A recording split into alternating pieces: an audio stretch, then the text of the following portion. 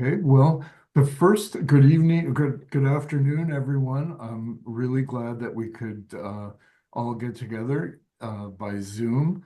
The first person that we would like to speak today is Shemaine Daniels, a candidate who came very close to winning the 10th district for the Democrats.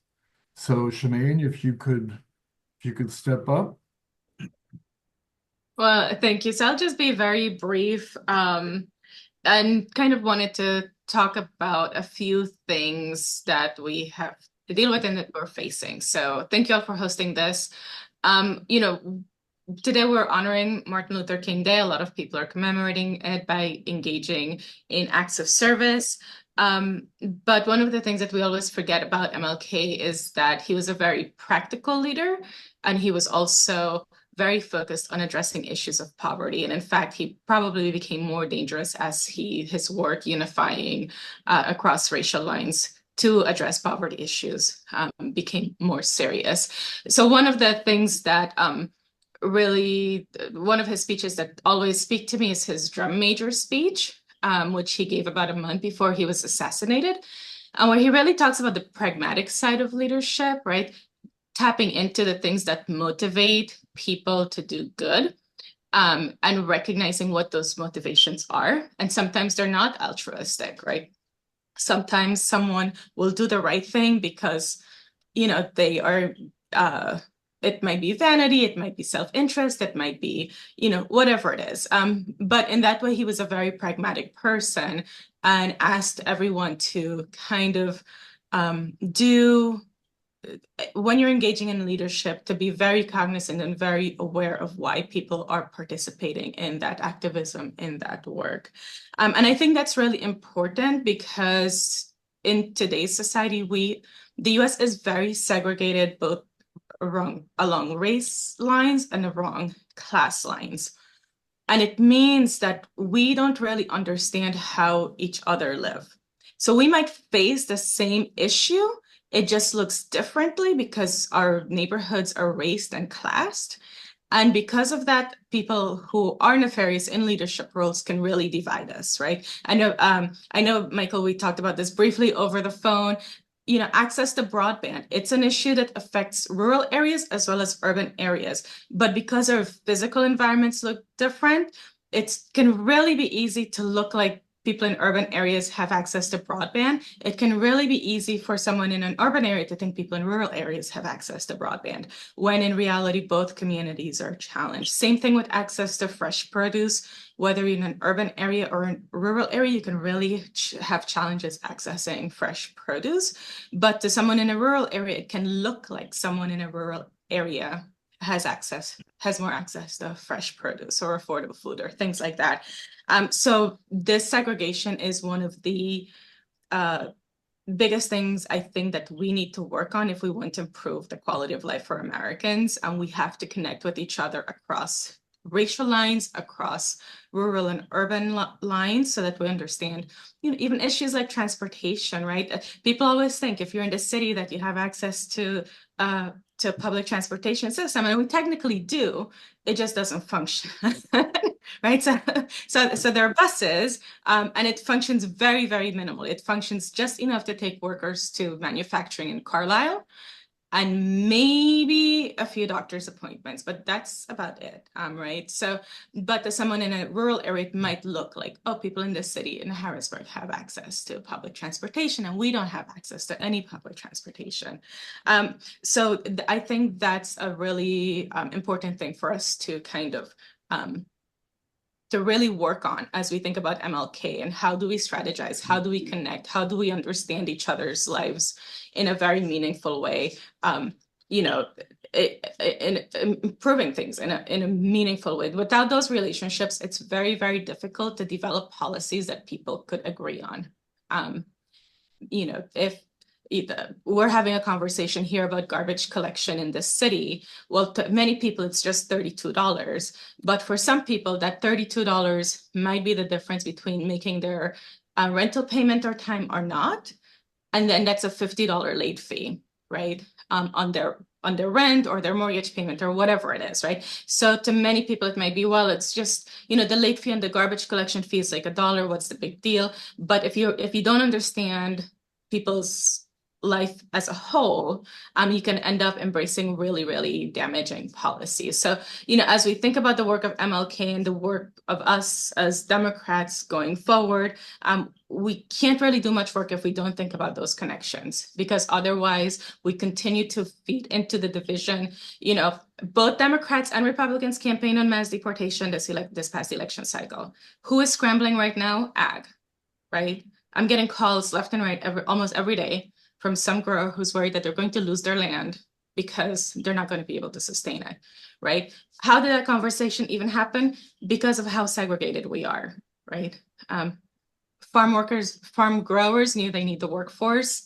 The urban areas just didn't see why, right? Why we might have this need. At the same time, in our city, we're going to lose a lot of small businesses, and a lot of the homes that have been rehabbed over the last 10 or 15 years will become vacant, right? So the land grab that's going to happen is going to affect both people in rural areas and in rural and urban areas once mass deportations begin. So it doesn't really matter where you live. So I think those connections are really important before we even begin to think about what else to do, because if we're not connected, if we don't understand each other's lives, it's really easy to pit us against each other. That's it. Would anyone like to react, especially to that last segment of Shemaine's presentation? Shemaine, I think you have some great points. I have a question. What do you think the solution is, and how can we get people to talk to people that don't look like them, that may not have the same income? Because I think, there's a lot of us on here that want to do good work, but a lot of times I find our efforts are misplaced because we're not listening. Do you have any ideas? I think it's really hard because our communities, even if you're doing well, you're working a lot. So opportunities to just spend time with your neighbor are few and far between, even if your neighbor looks and acts like you and is a lot like you, right? Much less entering a different neighborhood, or I've been trying to have coffee with my neighbor who lives 4 blocks from me for the last month, right? And we're going to the same coffee shop. So we have that economic reality, and I think we, as Democrats, we do really have to push hard for some of those to address some of those economic realities, so that people do have leisure. People think of leisure as a wasteful thing, but leisure is the opportunity for us to re-energize. It's the opportunity for us to heal from bad experiences. It's the opportunity for us to connect with other human beings. So better wage. I think everyone here is in a policy position in one capacity or another. Better wages are really important. Shorter work hours are really important. Spaces for people to be in community in that don't cost money, right? Like our playgrounds, our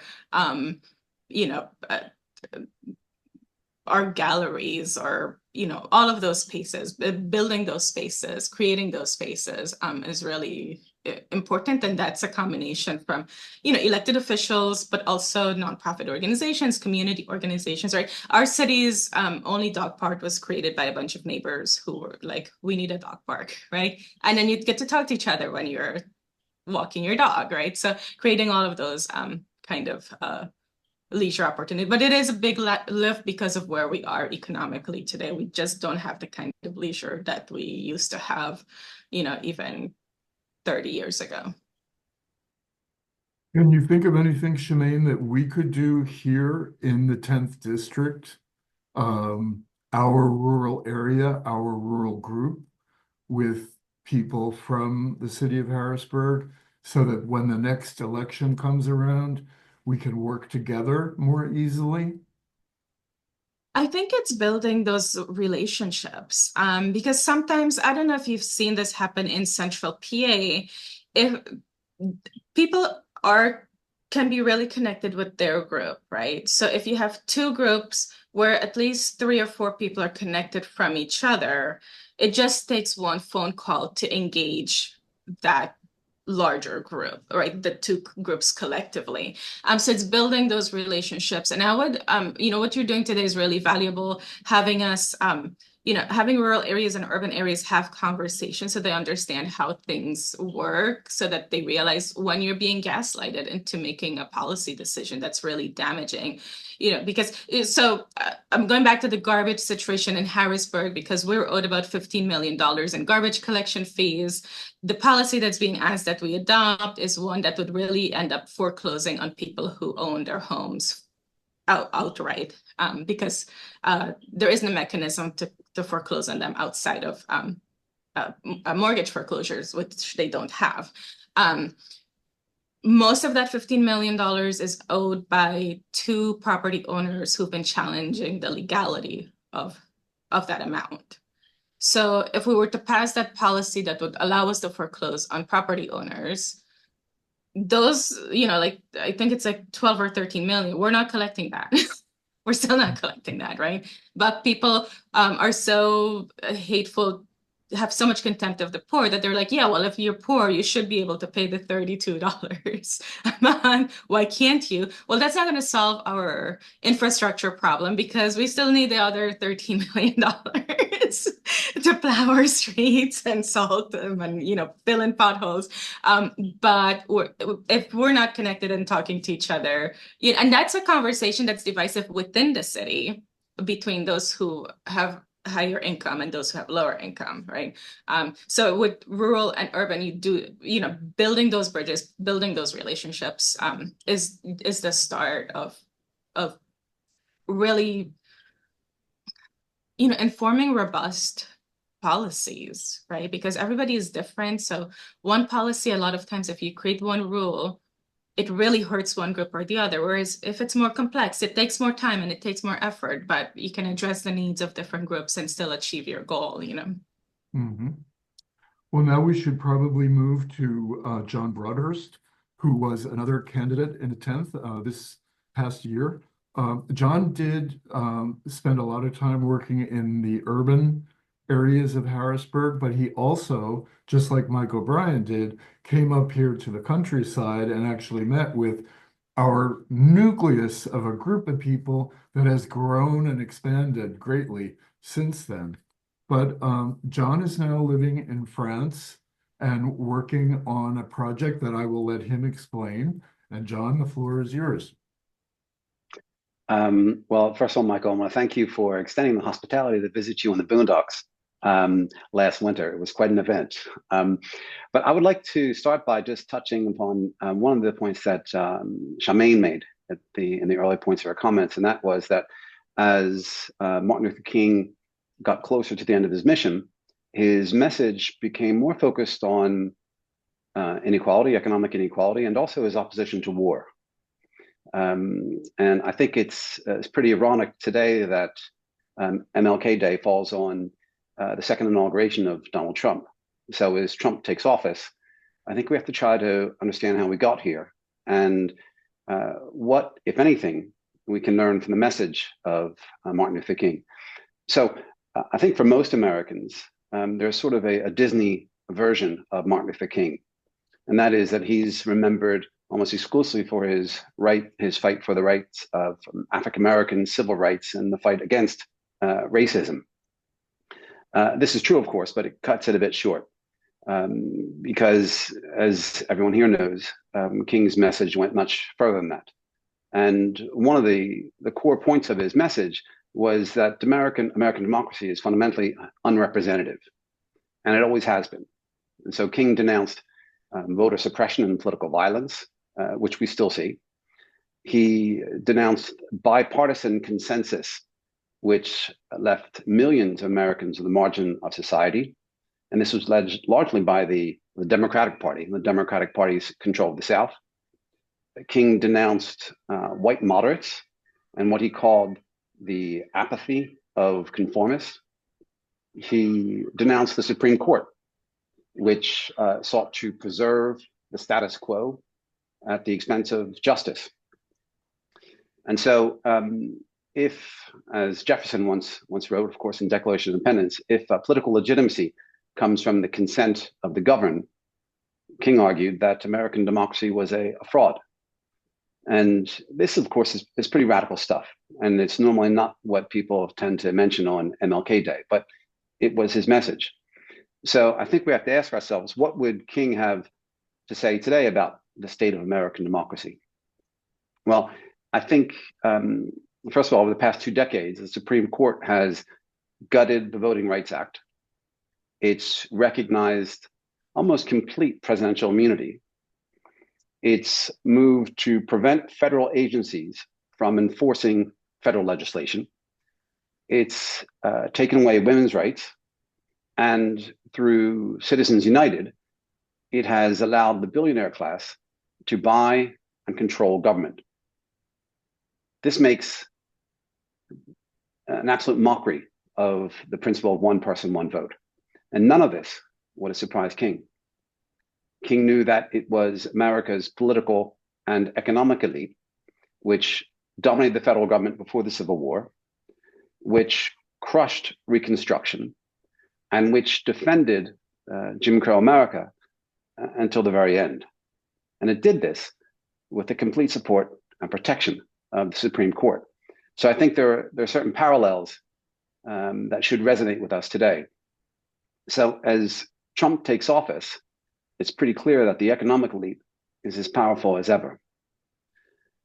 But more broadly, King also denounced what he called the 3 evils of American society: racism, of course, poverty, and militarism. The second and third are often forgotten today. So do these 3 evils even exist today? And we have to have this conversation. Or have they disappeared somehow miraculously? And if they do exist, we can only address them through political and social action.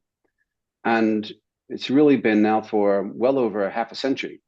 There's only been one party that has made any attempt to address these issues, and that is, of course, the Democratic Party. I think, unfortunately, as we've seen lately, instead of addressing these issues, the issues of economic inequality, war and peace, boldly and openly, many Democrats simply avoid them, convinced maybe that there's nothing to be gained. It's too risky, or they're afraid of being labeled as woke or socialist or unpatriotic. I think King would have called this or described this as the poverty of spirit. And I think, unfortunately, this is the spirit that dominates the Democratic national establishment today. And this also comes, as we saw in November, with pretty serious political consequences. And we'll be dealing with these consequences now for the next, well, at least for the next 4 years.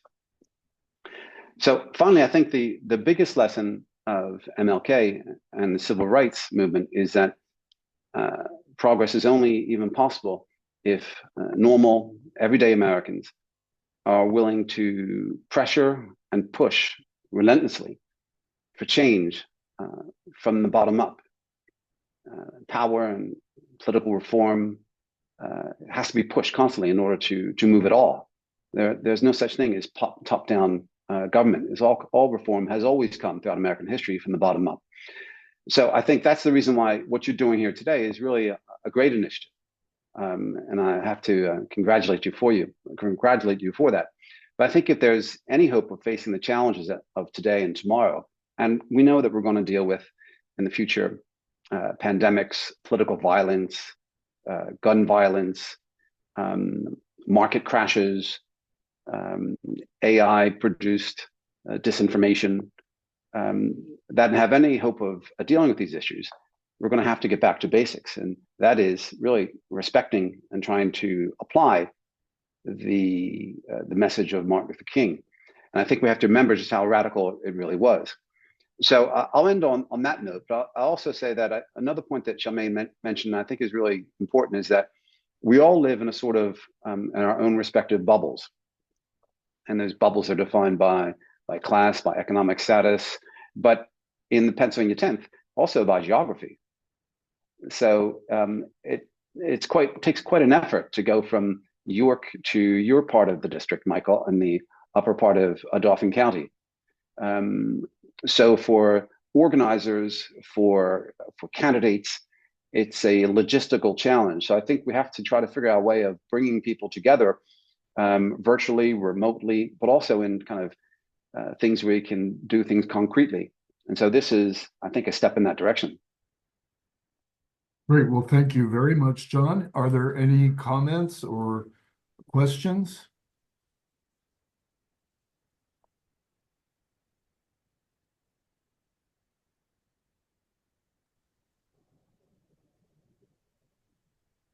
I Hi, think, I have a question. Something I've always struggled with is how to you talked about, embracing radical viewpoints and not being afraid to push for those. But how do you do that while sort of maintaining the willingness to have a conversation with the other side? Like how do you get anything done in a middle ground if you're also taking the the radical view? Because, for a lot of people, that just shuts down any conversation with Sure, the other side. sure. Now, you're right. You're certainly right. But I think first you have to define what radical means. It doesn't mean that I'm calling for violence or physical attacks. Radical simply means the Latin root word is just a root, actually, getting to the root of problems, the root causes of problems. That's what it means. And so I think from a very concrete perspective, I mean, we saw in quite a few Democratic, or I should say, in quite a few races last year, congressional races, where the Democratic candidate simply avoided talking about economic and social issues, for example, of economic inequality, which could easily be addressed through taxes, for example, progressive taxes. That's not a radical thing. America is a country that invented progressive taxes, nothing radical at all. And I think a lot of Democrats kind of shy away from talking about economic inequality because they're afraid of being labeled woke, or someone will put the socialist label on them. But if you avoid talking about issues of economic inequality, economic opportunity, you avoid talking to working class Americans. Because these issues, I mean, the Republican Party has always tried to manufacture differences where they don't exist. The reality is that many of the issues that affect Black Americans affect white working class Americans also. So if you cede ground on these issues, well, then basically you're giving up, I think, a hope of convincing the working class that you're serious about them. But I think the trouble is today, most Americans, Democrats included, don't think the Democratic Party is willing to fight for anything. They just don't believe it. They think the Democratic Party is now so tied to the donor class that it's always cautious, always tepid, always afraid, always looking over its shoulder. And I think most Americans, regardless of political affiliation, kind of respect people for saying what they believe, actually. And I think Donald Trump has his faults, but we can't blame him for everything. And I think in many ways, Trump has made Democrats lazy. It's been easy to say, oh, Trump is to blame, oh, it's his fault. But Trump will eventually leave the political scene. But all of the problems remain.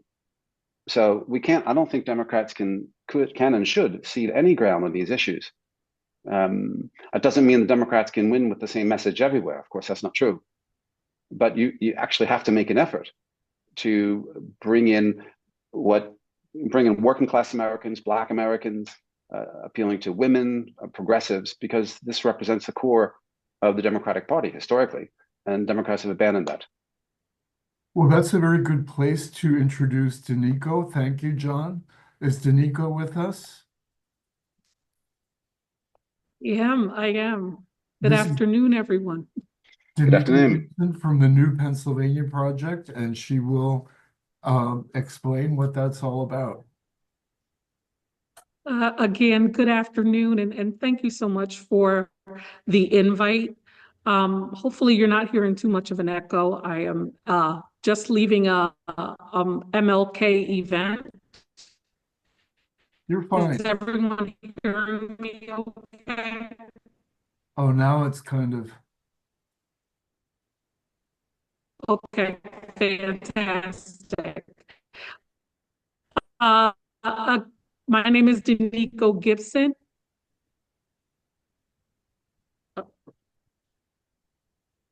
Can you hear me?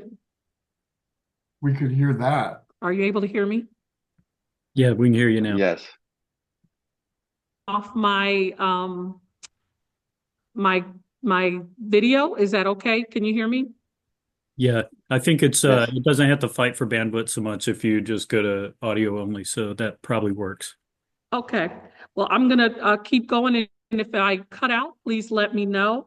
But I will say, I am the Director of Campaigns and Engagement with the New Pennsylvania Project. We are a voter rights organization, started about 3 years ago. And our main reason for starting this organization, we center communities of color, Black and Brown folks, Indigenous people, immigrant communities, and youth. And our main reason for centering those communities, because often they are communities that feel left out, don't feel part of the political process, don't feel like their voices are being heard. And so this was an opportunity for us to really center communities that felt left out and that we wanted to make sure that they were a part of the process. And Pennsylvania has 1.2 million Americans that are or Pennsylvanians that are eligible to vote, but are not registered. And so we wanted to make sure that we close that gap.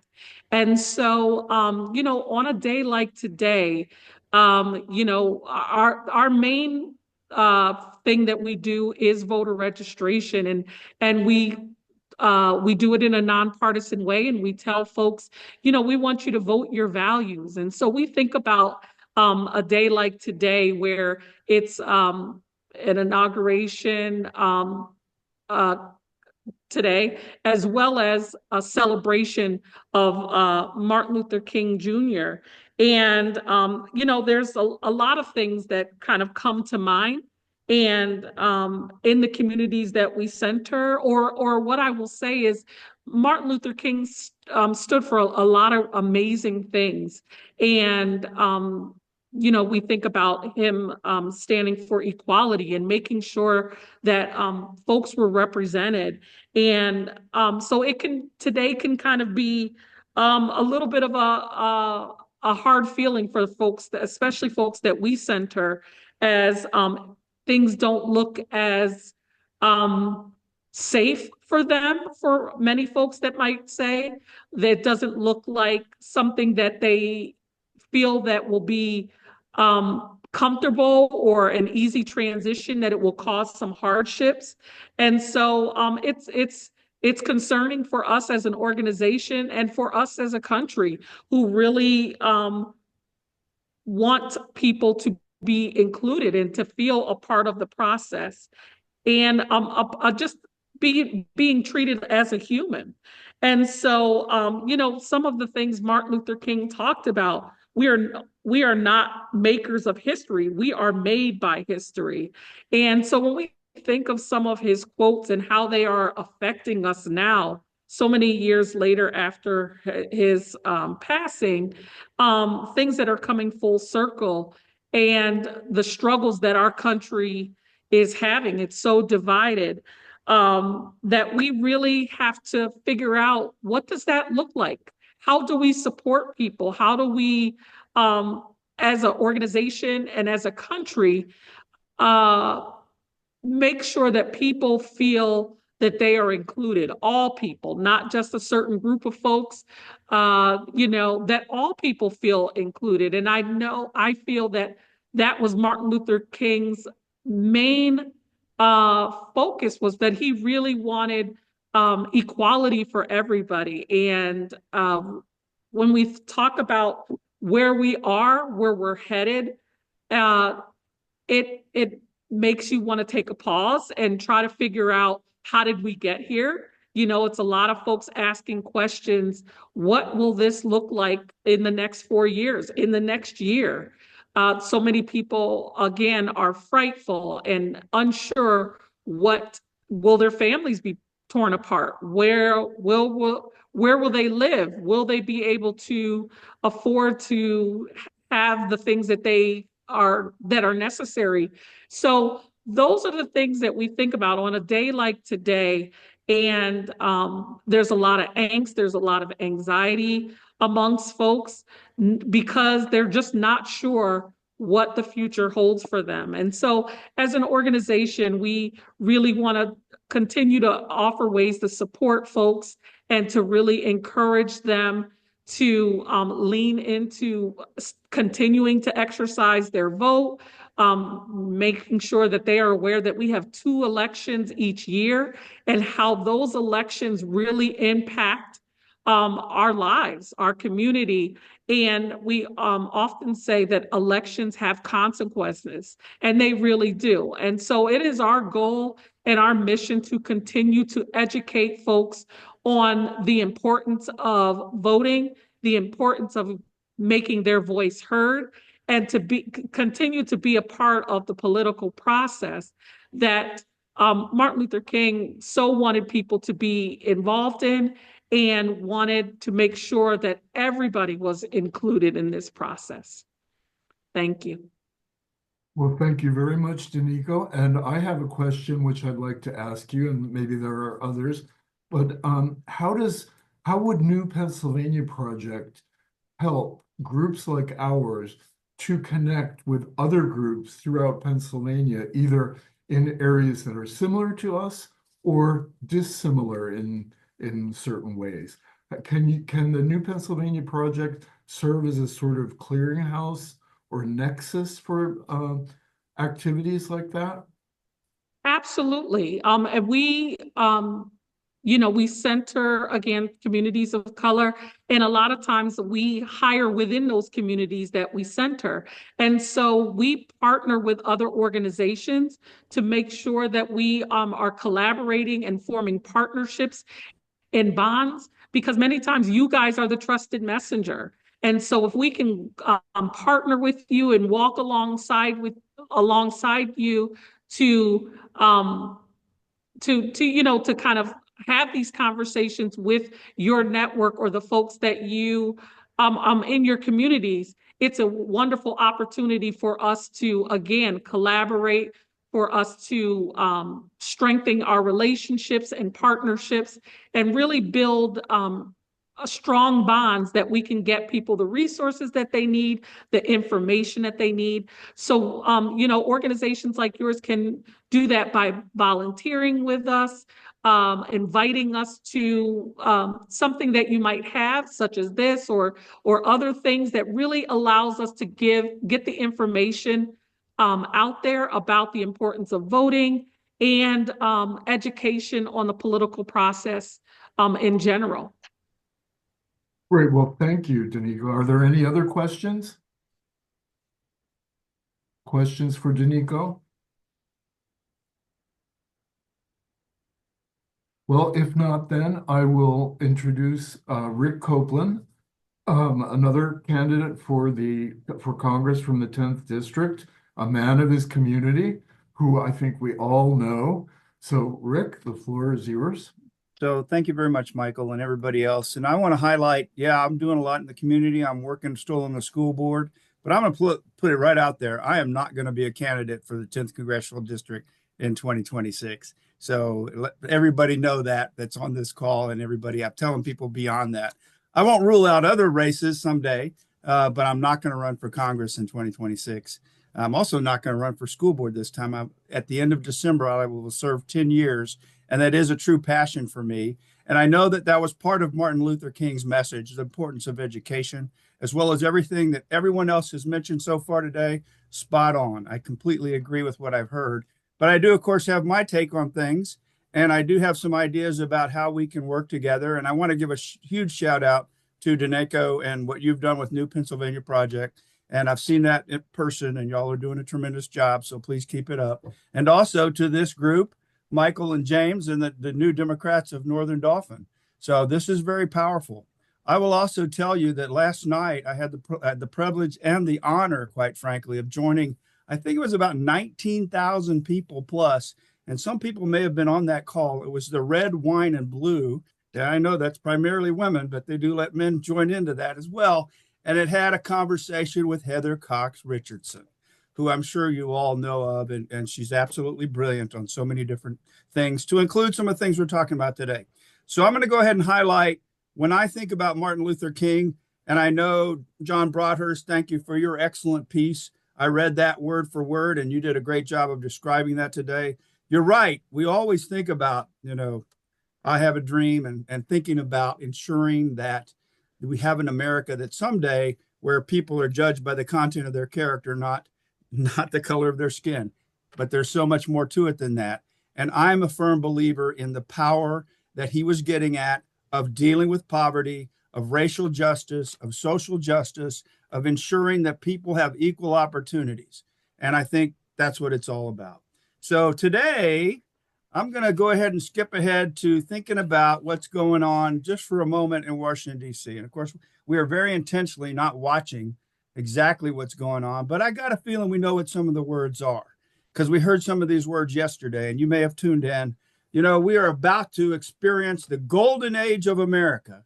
And of course, I'm saying that pretty facetiously because the golden age, as Donald John Trump sees it, includes mass deportation, private schools, not public schools, low wages so that businesses do great, the tech bros in charge, oligarchy, all of that, privatization of Social Security, if not complete elimination of it, a housing market where the market decides everything and we don't do anything to assist, and healthcare, which is, well, I don't know, a concept of a healthcare plan, I guess. I don't know if we've heard much more about that since that debate.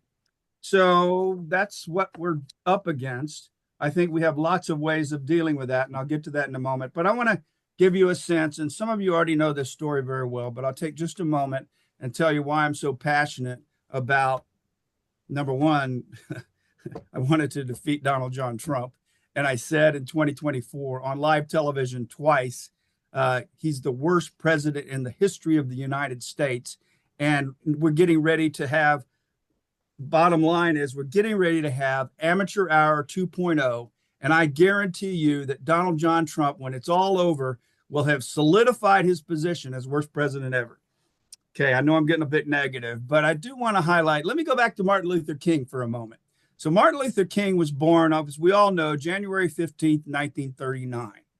Later that summer, an 8-year-old girl by the name of Alma Lydia Garcia walked into a swimming pool in McAllen, Texas, and they told her and her brothers and sisters, you cannot swim here because you are Mexican. You can't swim here because you're a Mexican. So she went home to her, told her father, who had a 5th grade education. He was a rancher. He didn't get angry. He got busy. He put together an economic boycott, and it didn't take very long before my mom, Alma Lydia Garcia Copeland, and her brothers and sisters were swimming in that pool. And of course, 20 years after that, she had me. And of course, she told me that story repeatedly, along with a couple of key messages. Number one, when you face racism and bigotry, stand up to it, but first engage your brain and do so wisely. And oh, by the way, there's an economic message in that, just like Martin Luther King always drove toward. And that is, you've got economic leverage. We all do, and put that to use. And also it goes to my concept of what we have to do to help everyone as we move forward. I'll give you one other quick lesson from my mom. And it's also the story that Shemaine was telling. Well, everybody's told it so far. And that is the story of inclusion as opposed to exclusion. And the Republicans are exceptionally good at demeaning folks and doing everything they can to keep people outside the tent. So my mom, I haven't told this one, I don't think, publicly, but bottom line is we moved from Houston, Texas to Tyler, Texas. Long story short, a very racist, yes, agrarian community, very racist. And I joined the football team, did okay. That spring, my mom said, hey, Rick, we're going to do a birthday party for you. on one condition. You have to invite everyone in your class. Everyone in your class. She knew what she was doing. It was about 50-50 white and black in that community, but very racist. So guess what? Of course, I did what my mom said. A lot of African American, of course, the football team players and many others showed up. And I learned a powerful lesson that day. So I want to go ahead and make this a call to action because I know that's the key question. Is like, okay, what can we do? And I heard a lot of that again with the great Heather Cox Richardson last night and that entire community. They are a community similar to this. It just happened to be a lot larger and national, but it's building internet connections across folks. And one of the things that really struck me, and let me find it here, she said, you know what? We are in the face of authoritarianism. Yes, we're in the face of this oligarchy formation. And here's what they think and do. They think and they do and they talk in terms of despair and anger and othering other people. So what we have to do is have our own narratives. We have to tell our own stories, and we have to tell stories that are completely counter to that. We have to tell our stories of joy and hope and understanding and love. Those very fundamental principles that frequently we don't use in our political speech, but I think we need them. Okay, I'll wrap up with a couple of, I think, pretty obvious things, but I've become a big believer, and Michael's heard me say this in our conversations. Hey, let's encourage everybody to get in the game, to talk, to write letters to the editor. Those can be very significant. To do, of course, social media, to do community building, the same thing Charmaine was getting at with regard to building community, to partner with others, to include, well, I said that to Michael, hey, this group ought to be partnering with indivisible organizations, in my opinion. You ought to be partnering with the 10th Congressional Network and all other organizations. You're already partnering with Danico and Company. And I hope we do much more of that. So I guess I'll wrap it up there. And thank you very much for the opportunity and for everybody doing this. And I'll end with, again, I promise I am not running for a congressional seat in 2026. Well, thank you, Rick. And que Dios bendiga tu madre. Ah, con mucho gusto, señor. Are there any questions? Does anyone have any questions or comments? Well, I'm sure there will be some connections in the next two people that we have to speak. The next person is Sarah Egerton from the West Shore, who almost defeated a Republican in the state Senate that we really needed to get out of the way. So, Sarah, the floor is yours. Well, thank you. I appreciate it. And unlike Rick, I'm going to keep running because I'm a glutton for punishment. So we have to maintain the majority in the House. And today we lost a House member, and we are back to having a tie in the House. So another special election coming out in the Allegheny area. So I really want to focus my thoughts on a quote that Dr. Martin Luther King had said, was that the time to do right is always, or the time is always right to do what is right. And I think about that a lot because we are filled with that despair word, right? We're hearing all of the awful things that may happen. And what I really want to do is to talk about the impact that an individual can have on their community. So I started running for office, guess what? Deja vu, when he won the first time. And I decided that I couldn't sit back and explain to my daughter why people with such negative views on the world and such negative views on groups of people would be elected. And what I said to her is that there are times that we forget to work as hard as we can every day. And there are times that people feel like their voice doesn't matter. And these are the times that our voices matter the most. So it is collaborating with groups. It's uniting our voices. I was at the People's March yesterday. Was it yesterday? Oh, no, Saturday. I can't keep track of my days. And, you know, the one thing that I felt was the energy from all of these groups. We were there for different causes, very different groups of people, but we all sat there and we listened together.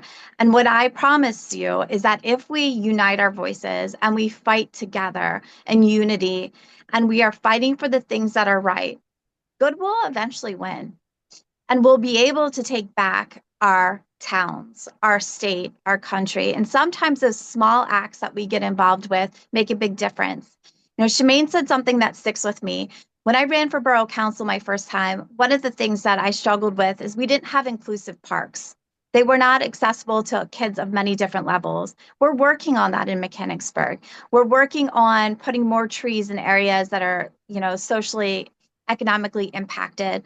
These are really important things, small things, yes, but important things to be done in our community. And how do we know what needs to be done? And that is simply sometimes just shutting our mouths and listening to these groups of people.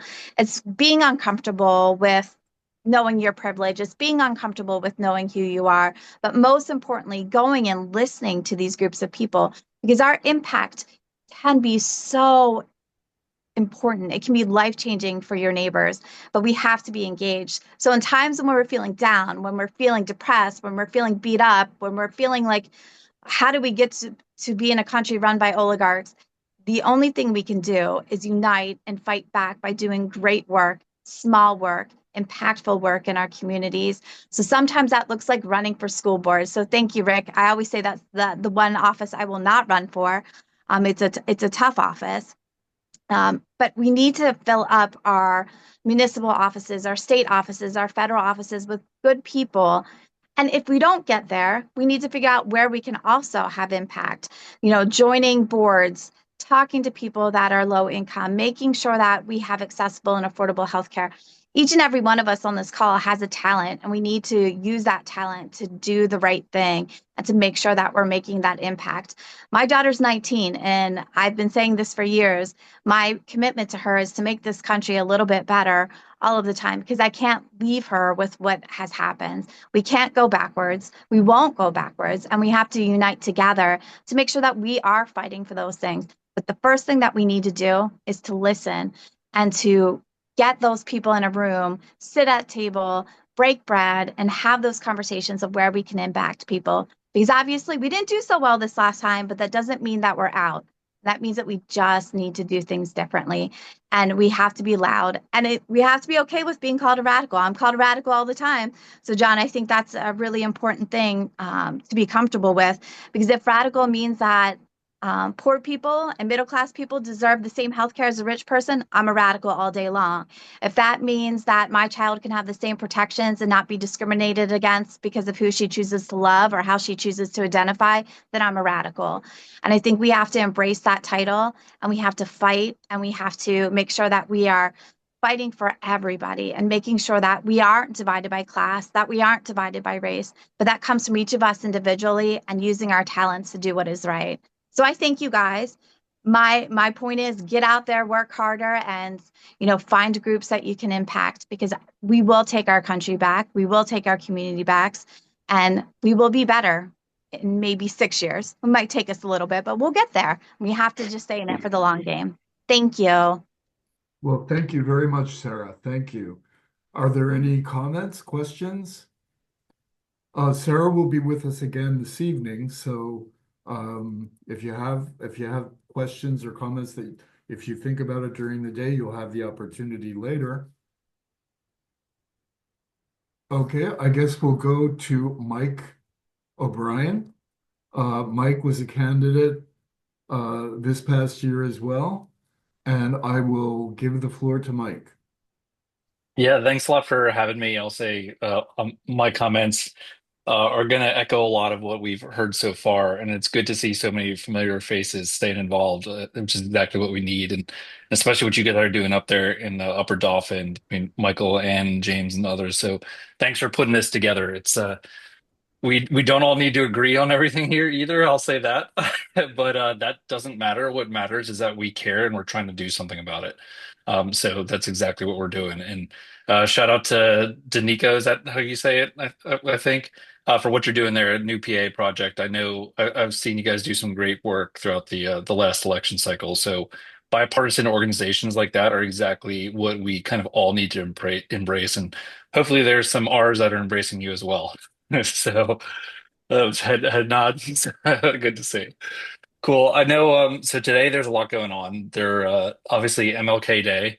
the inauguration, which we're purposely skipping, a college football playoff championship, if you're into that, as well. And Eagles won last night. Shout out to them. I'm an Eagles fan. But I'm really glad that Sarah mentioned her daughter specifically, because there's so many things that are going to come out today and tomorrow, and the next 6 months, that are going to bring us down. And we need to look at what inspires us, whether that's Martin Luther King himself or our daughter. And for me, my kids, and think of what puts a smile on your face. I'll just tell you, as expected, my son just walked in probably about 10 minutes ago, covered in snow, and he asked where he needed to wipe it off. I just told him somewhere where mommy won't yell at you. So whatever puts a smile on your face there, for me, obviously it's them. And that's what this is really about. It's about their future, and our future or current grandchildren as well. So what do we have to do? I've been thinking about what to say here, and what do we have to focus on. I think, to just get the negative out of the way, we don't want to focus on the cronyism, the nepotism, corruption, the deference to the quote unquote king. That's what I'll use, the terminology for Trump.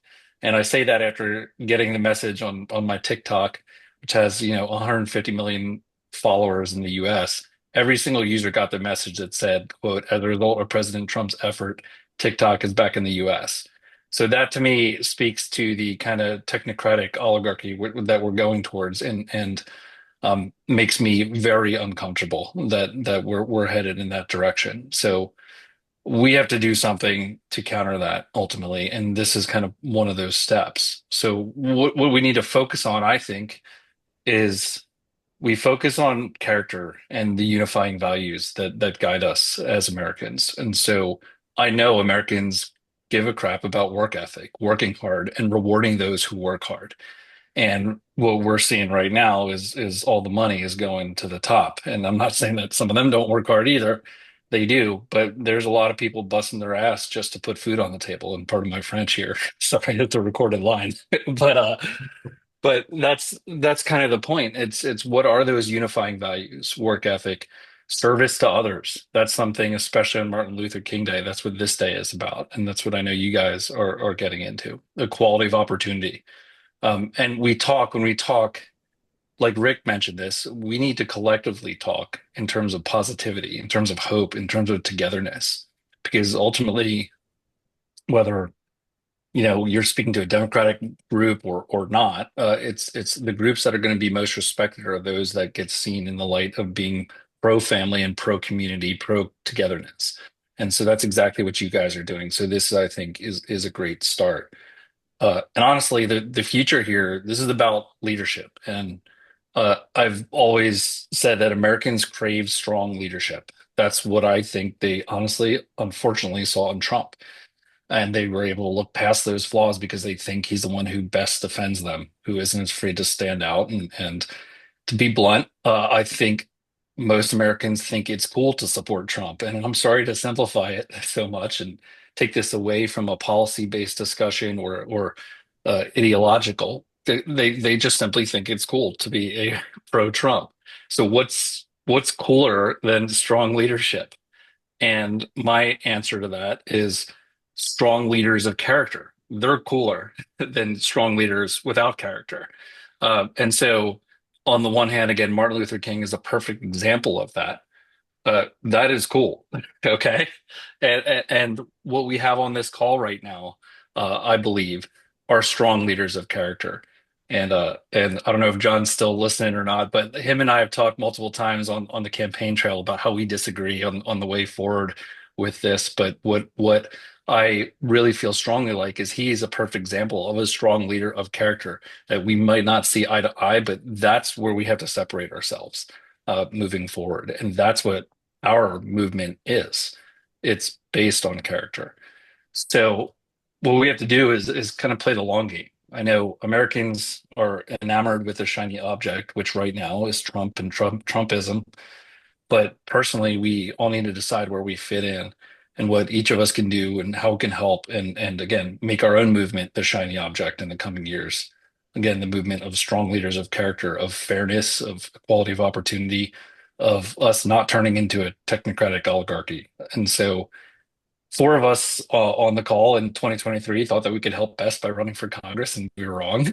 But I mean, meaning we didn't win. But I feel like what we did do was kind of build community, and that's what running for office is about. It's about building community and becoming that strong leader of character and getting yourself out there and getting that movement out there. And so I know Rick's not going to run for Congress this time around, but I know he's going to run for something at some point because that's why he does this. That's why Sarah does this. It's because we know that it takes strong leaders of character, and that's what this movement is about, and that's how we can separate ourselves. And so I would urge those on the call, honestly, to run for something and to put yourself out there, put your character out there, and defend it, defend others, fight for the right ideas, even though it's hard. And so I'll end by saying, like, what's probably the hardest here, and my suggestion is we need to get outside of our bubble. And I know all the primary candidates for Congress, we were all in our own bubble for about 6 to 9 months there, and that was great from we could see who has the same thought process, the same ideals, but really what we need to show people who don't think the same way as we do that we're good people, and we can probably think that they're good people at some point as well. And we kind of need to get past this because we have to see each other as human beings first. And that's what I'm concerned about moving forward is the two sides just moving apart and not seeing ourselves as humans. So let's strive to do that as we move forward, run for something, stay involved, and gets out of our outside of our bubble. So thanks a lot for having me on. I appreciate it, Mike. Thank you very much, Mike. I hope you can all join us this evening, either in person or again by Zoom. I have to say, this is a really great way to spend this particular hour of American history, which will probably go down in infamy, but it's what we have to deal with. We do, though, have a party to go to and another discussion. So we hope to see you this evening. 4 o'clock, the potluck at the Berrysburg Community Center, and 6 o'clock, the next Zoom call. And I will send everyone on the call another invitation to that call. So hope to see you there, guys. Thanks. Thank you, Michael. Thanks very much. Thank you. Thank you, everyone. Thanks, guys. Thank you. Have a Good great seeing you all. day. Bye-bye. Take care. I'll touch Denise.